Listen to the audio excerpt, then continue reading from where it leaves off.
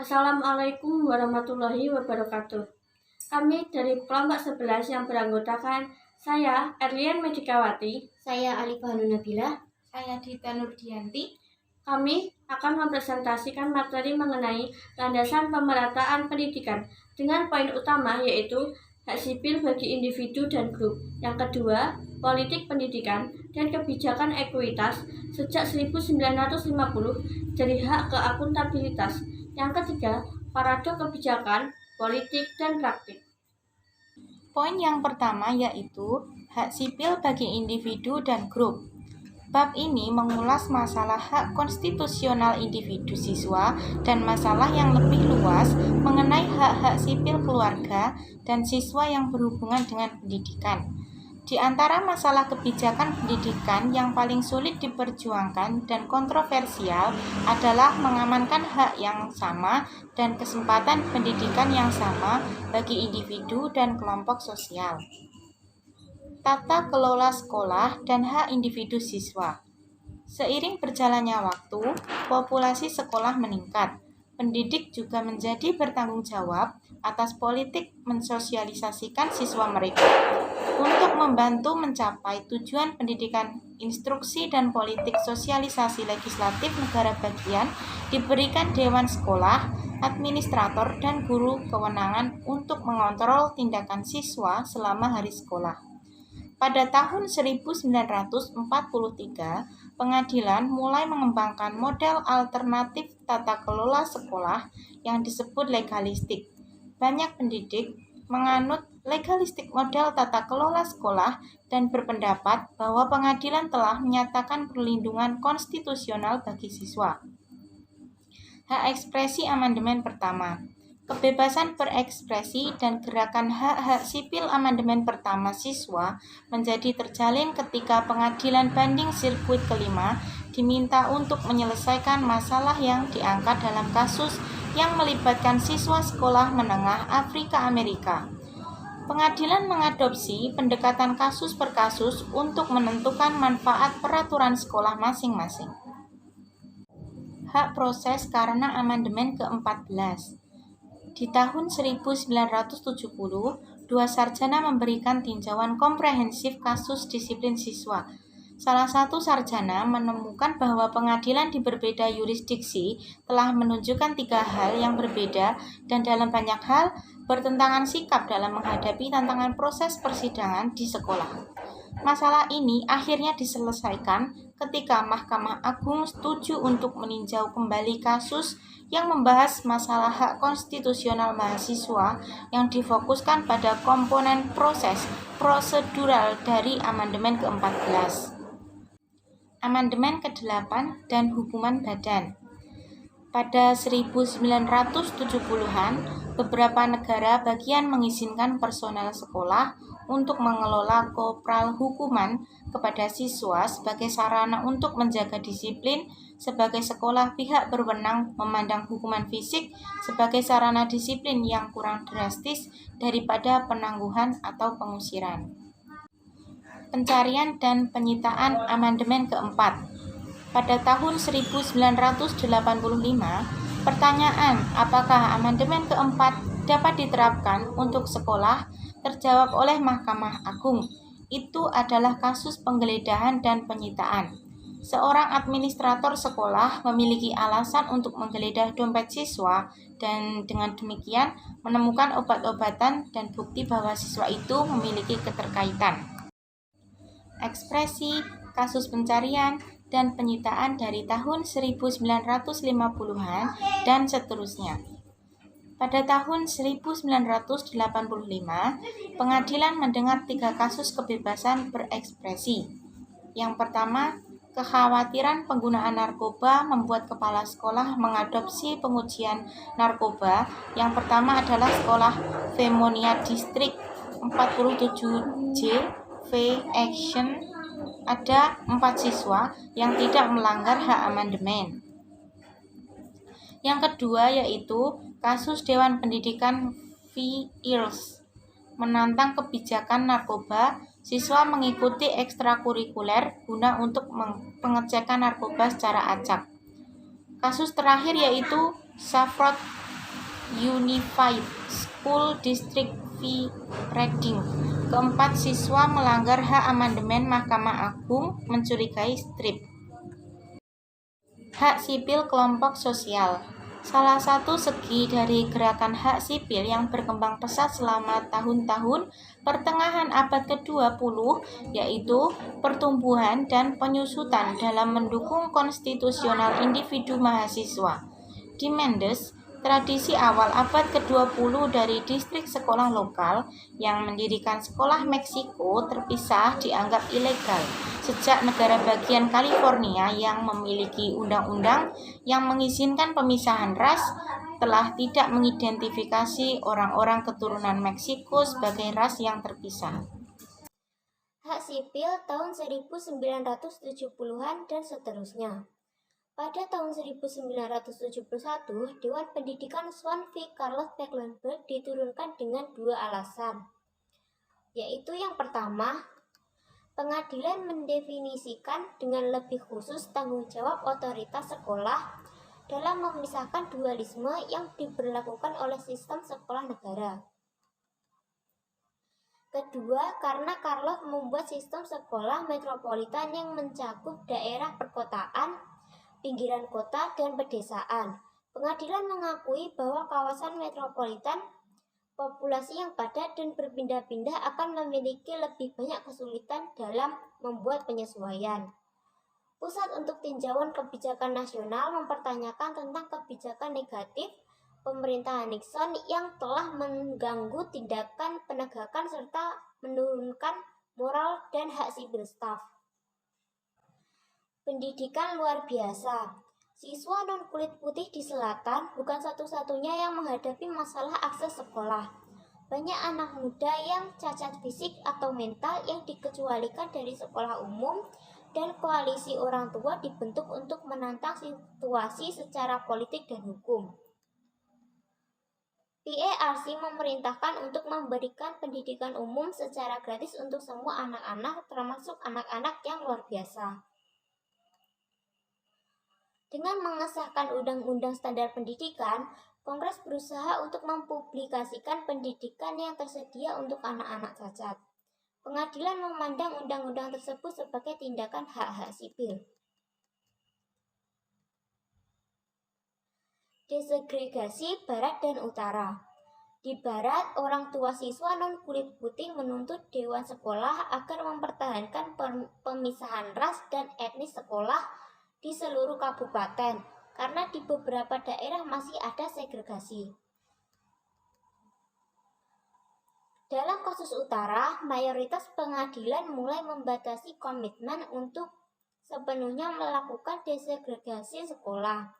Meski sekolah-sekolah di kota Detroit menjadi korban segregasi, namun distrik sekitarnya tidak memihak kebijakan ini. Pengadilan pun mundur dari peran historisnya yang memantau dan mengadvokasi desegregasi. Pada tahun 1991, sejumlah sekolah diizinkan untuk kembali ke status satu ras. Sejumlah kabupaten juga membuat keputusan administratif yang mengizinkan sekolah mereka untuk dipisahkan kembali. Negara adalah pihak yang paling bertanggung jawab dalam pemenuhan hak pendidikan. Di samping itu, setiap warga negara juga memperoleh jaminan dalam mendapatkan pendidikan. Namun amanat tersebut dirasa masih belum dilaksanakan sesuai dengan harapan. Hak-hak bahasa minoritas di sekolah. Undang-Undang Pendidikan Bilingual yang disahkan oleh Kongres pada tahun 1968 bertujuan untuk mempromosikan penelitian dan eksperimen tentang cara untuk memenuhi kebutuhan mahasiswa yang mahir berbahasa Inggris. Undang-Undang Hak Sipil Sekolah berpendapat bahwa minoritas berbahasa Cina dan Spanyol tidak lebih bermanfaat daripada mayoritas berbahasa Inggris. Mereka dianggap kurang bermakna dalam partisipasi program pendidikan. Diskriminasi jenis kelamin. Sekolah pada umumnya adalah lembaga pendidikan bersama, namun diferensial perlakuan antara laki-laki dan perempuan sudah menjadi hal yang biasa. Dalam kasus ini, perempuan lebih banyak mendapatkan diskriminasi. Akhirnya, Kongres membahas dan memberlakukan undang-undang terkait masalah ini. Undang-undang ini memberikan kesempatan pendidikan yang sama pada setiap gender. Meski masalah ini masih ada, namun setidaknya terjadi perubahan. Siswa tidak berdokumen. Legislatif negara bagian Texas memilih untuk menahan setiap dana negara untuk pendidikan anak-anak yang tidak diterima secara legal di Amerika Serikat.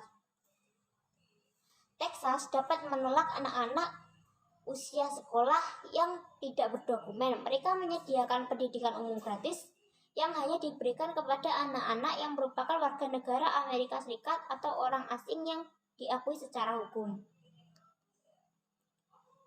Negara memiliki kewajiban dalam menyelenggarakan pendidikan yang bermutu dan tanpa diskriminasi bagi setiap warga negara.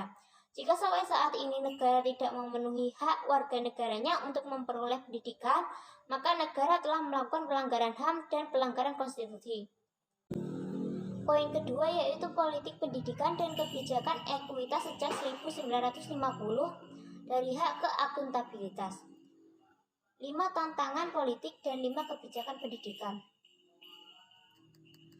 Presiden Amerika Serikat Obama menjamin kesetaraan dalam pendidikan dengan mengembangkan sekitar 5 kebijakan utama yang menjadi dasar untuk politik desegregasi ras, pendanaan federal untuk siswa miskin, siswa non-bahasa Inggris, ekuitas pendanaan negara, pemerataan pendidikan khusus, dan tidak adanya anak tertinggal dari standar nasional.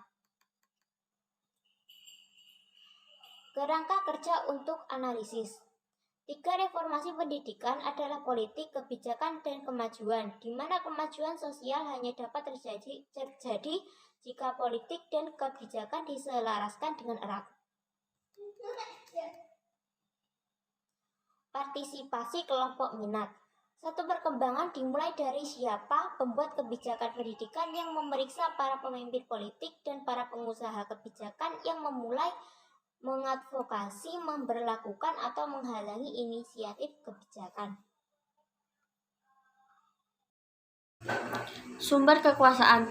Masing-masing dari 5 perkembangan kebijakan utama dalam pendidikan dibentuk melalui aksi dan aktivisme politik. 3 dari 5 kebijakan tersebut merupakan hasil partisipasi kelompok kepentingan, integrasi, pemerataan fiskal, dan pendidikan khusus. 2 sisanya dipengaruhi oleh sumber daya pelaku politik utama di dalam, yang mengarah ke Undang-Undang Pendidikan Dasar dan Menengah, dan pengesahan Undang-Undang Nomor 11 dan Gerakan Akuntabilitas. Yang pertama yaitu sekolah desegregasi dan ras. Ketika Kongres dan Presiden tidak dapat bertindak, para pembaru sekolah beralih ke pengadilan federal atau negara bagian, tergantung pada masalah dan dilindunginya hak-hak siswa oleh Konstitusi Amerika Serikat atau negara bagian. Dengan demikian, integrasi yang diamankan secara hukum tidak langsung mengarah pada penerimaan dan gerakan hak-hak sipil, pembangkangan sipil, dan protes pada tahun 1960-an.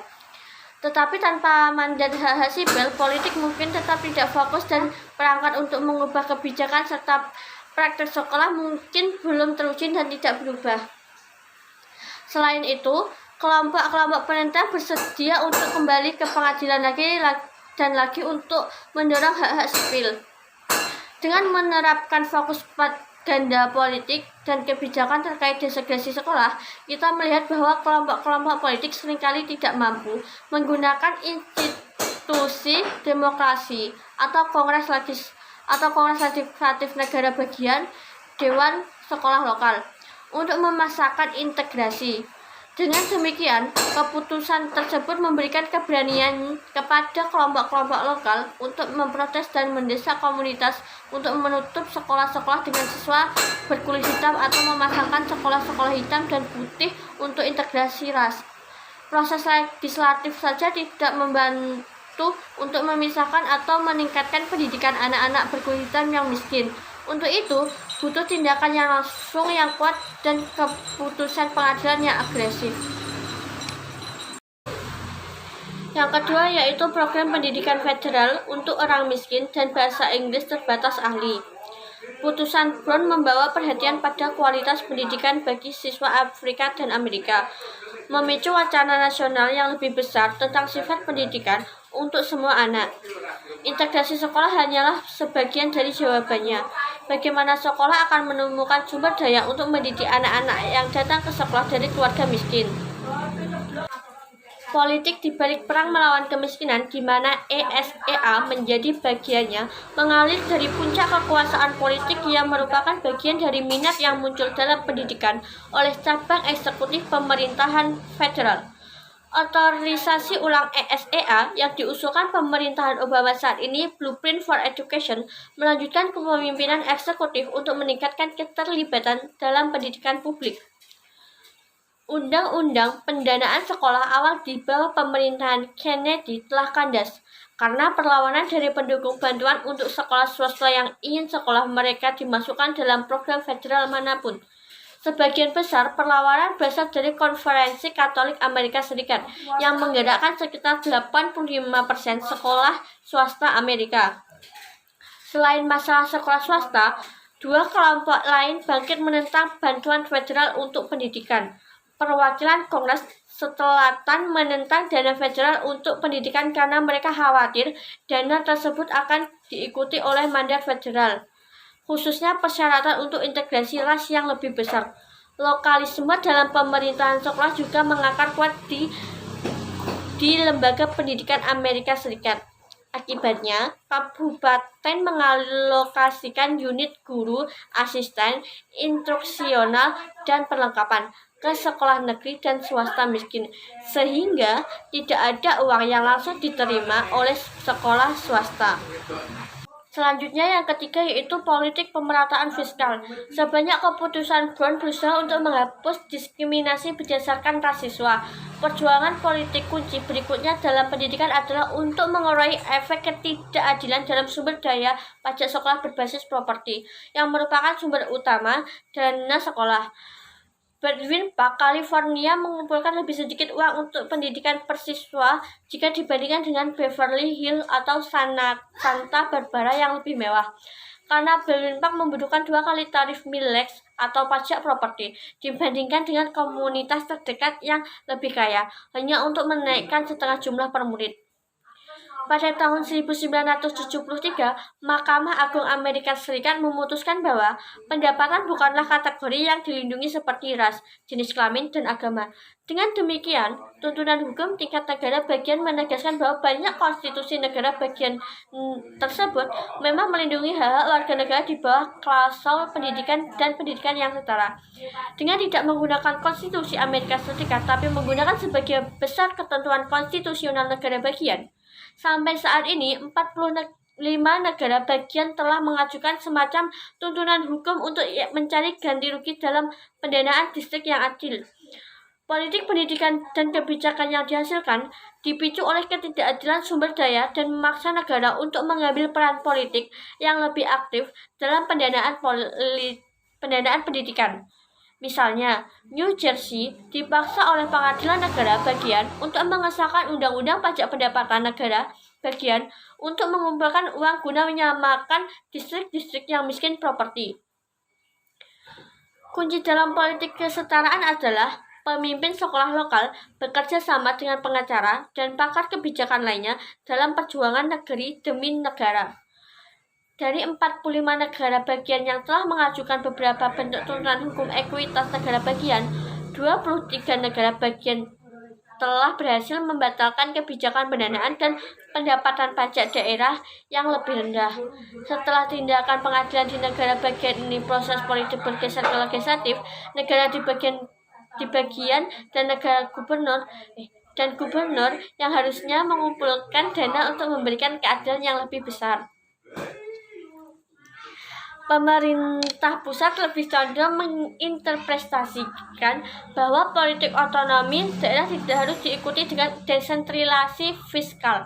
Oleh sebab itu, pembagian kewenangan antara pusat dengan daerah tidak benar-benar diikuti pelimpahan penuh dari sisi finansial, karena menurut pusat, politik otonomi daerah tidak dapat dipisah meski adanya kewenangan kontrol yang dimiliki pusat terhadap sebagian kewenangan yang dilimpahkan ke pemerintah daerah, baik pemerintah provinsi maupun kabupaten kota. Yang keempat yaitu perundang-undangan federal untuk anak berkebutuhan khusus. Undang-undang untuk menetapkan kebijakan yang memberi hak kepada anak-anak cacat untuk mendapatkan pendidikan secara gratis adalah hasil aktivisme bertahun-tahun oleh kelompok advokasi melalui pengadilan dan kemudian melalui lobby berlangsung di Kongres. Pada tahun 1972, dua kasus Pengadilan Negara Bagian Tambahan memberikan keputusan penting yang mendukung kelompok-kelompok orang tua yang mengadvokasi akses sekolah umum untuk anak-anak mereka yang cacat. Pengadilan-pengadilan ini tidak hanya setuju bahwa anak-anak cacat berhak mendapatkan pendidikan umum secara gratis, tetapi mereka menambahkan bahwa tidak ada anak yang mengalami keterbelakangan mental yang dapat ditugaskan ke sekolah khusus. Melalui aktivisme dan lobby yang konsisten, Gerakan Pendidikan untuk Anak-anak Cacat menemukan dua pendukung kuat di Senator Harrison Williams dan Senator Janice Randolph.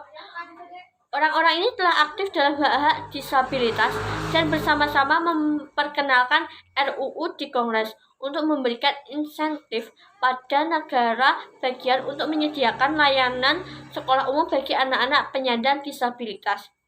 Distrik sekolah di seluruh negeri mulai melihat masuknya anak berkebutuhan khusus di sekolah umum sebagai hal yang tak terhindarkan dan khawatir bahwa undang-undang lebih lanjut mungkin tidak menyediakan dana yang memadai.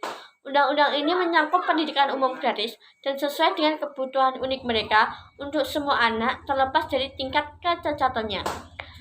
Hak memperoleh pendidikan dan pengajaran merupakan hak anak yang wajib dipenuhi, bahkan untuk anak berkebutuhan khusus sekalipun. Anak berkebutuhan khusus berhak mendapatkan layanan pendidikan yaitu melalui pendidikan inklusif. Yang kelima yaitu tidak ada anak tertinggal dan standar nasional. NCLB membangun momentum yang telah diperoleh selama 2 dekade sebelumnya. Periode waktu ini termasuk pengesahan tujuan 2000 seperangkat standar pendidikan yang tidak mengikat dan sangat umum yang dimaksud untuk menetapkan dasar nasional untuk pendidikan dan minat yang meningkatkan dalam keterlibatan federal dalam pendidikan. NCLB mengamanatkan persyaratan federal yang belum pernah terjadi sebelumnya untuk akuntabilitas siswa dan guru dengan tujuan memaksa negara bagian dan distrik menyediakan layanan pendidikan yang diperlukan untuk membawa setiap anak ke standar negara bagian pada tahun 2014. Politik standar nasional dan pengujian mungkin merupakan area tersulit dalam gambaran besar pendidikan karena upaya ini melintasi semua siswa, distrik dan negara bagian, menciptakan tes pertama kali untuk satu sistem terbaik. Furman Resnick Serpent 2009 menjelaskan bahwa sekarang saatnya mengambil apa yang telah dipelajari dari pengalaman dan memastikan bahwa kali ini standar benar-benar penting bagi guru, siswa, dan negara. Saat ini, National Achievement of Educational Progress atau NIEP adalah satu-satunya penilaian nasional yang dapat diandalkan untuk pembelajaran siswa Amerika dengan batasan berupa serangkaian tes berkala, acak, dan anonim, sehingga dapat mencegah keluarga siswa dan pendidik setempat untuk mengetahui dan bertindak berdasarkan nilai siswa masing-masing. Selanjutnya yaitu politik dan kebijakan, perubahan dan perkembangan. Melihat selama 6 dekade antara 1950 dan 2010 terdapat 3 tren nasional utama dalam politik dan kebijakan pendidikan di Amerika Serikat. Yang pertama yaitu politik pendidikan telah bergerak dari pusat-pusat yang tersebar kemudian berkumpul di pengadilan, Kongres, dan Gedung Putih. Pendidikan berubah dari masalah lokal yang agak campur aduk menjadi prioritas nasional. Calon presiden, gubernur, Kongres, dan Mahkamah Agung telah sering diminta untuk memberikan persepsi mereka tentang pendidikan untuk memberikan solusi bagi masalah pendidikan bangsa. Politik telah berubah ketika para pemimpin dipanggil untuk membantu anak-anak yang tidak mendapatkan manfaat dari sekolah mereka. Yang kedua yaitu pendidik bergerak dalam 60 tahun terakhir dari kadang-kadang beroperasi sebagian tempat diskriminasi berdasarkan ras, jenis kelamin, kerugian ekonomi, keterbatasan bahasa, dan cacat fisik, emosional, dan intelektual menjadi dirancang dan dinilai untuk membantu anak-anak paling membutuhkan. Yang ketiga, Dalam 6 dekade ini, kebijakan pendidikan telah mulai menyatukan cara dan tujuan menguji siswa, menilai kemajuan dan menuntut hubungan yang lebih kuat antara pengajaran dan pembelajaran, kurikulum dan hasil. Poin selanjutnya yaitu parade kebijakan politik dan praktik.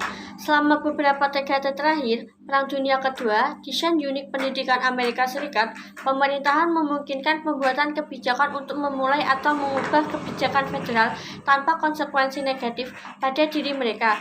Kebijakan dan program dapat mengidentifikasi masalah dan pemecah masalah tanpa komunikasi yang erat antara kebijakan dan praktek karena mereka adalah dunia yang berbeda. Kebijakan meninggalkan banyak hal yang diinginkan, tetapi dalam prakteknya dapat menyebabkan konsekuensi yang menyakitkan bagi pembuat kebijakan ketika ada laporan kegagalan praktek yang terlihat. Situasi ini dapat diringkas menjadi 3 paradok. Yang pertama yaitu kekhawatiran pemerintah. Sering ada ketidakkonsistenan antara standar masing-masing negara bagian dan tes di satu negara di sisi lain serta kurikulum sekolah di sisi lain. Ketidakkonsistenan ini telah menjadi dasar kontroversi tentang desain kebijakan sejauh mana implementasinya dan alasan masalah implementasi. Pendidikan Amerika Serikat tidak diharapkan menjadi koheren dan struktur terfragmentasi pada pelaksanaan IASA atau NCLB dengan gejala penyakit yang kebijakan seharusnya menyembuhkan. Yang kedua yaitu kemampuan.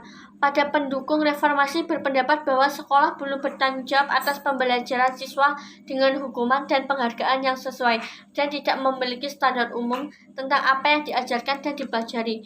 Jika sekolah memiliki standar dan bertanggung jawab, pendidikan akan tahu apa yang diajarkan dan memiliki insentif mengajarkan standar tes apa yang diminta, serta siswa juga lebih banyak. Mereka akan membutuhkan infrastruktur yang tepat untuk menghubungkan kebijakan dengan praktek dan pengetahuan untuk digunakan secara efektif. Yang ketiga yaitu keunggulan dan kesetaraan.